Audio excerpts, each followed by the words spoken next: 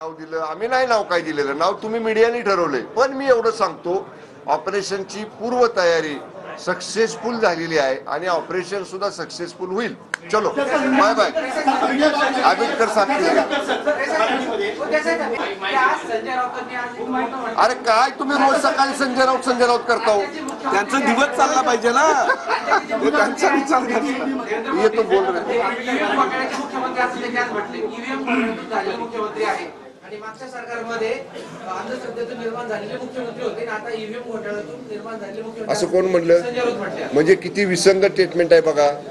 लोकसभेला काय म्हणले? जनतेचा कौल, जनतेनं आम्हाला स्वीकारलं, जनतेनं महायुतीला नाकारलं। हे संजय राऊत 3 महिन्यापूर्वी म्हणले ना, विधानसभेच्या आधी।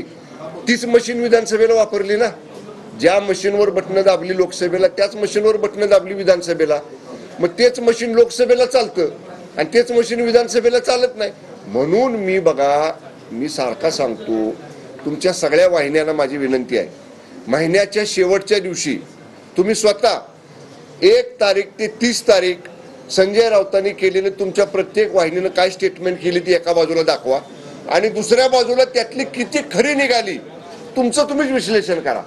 जेव्हा तुम्ही महिन्याची शेवटी विश्लेषण कराल तेव्हा तुम्हाला कळेल की 100च्या 100% वक्तव्य जी संजय राऊत करतात एकही खरं निघत नाही।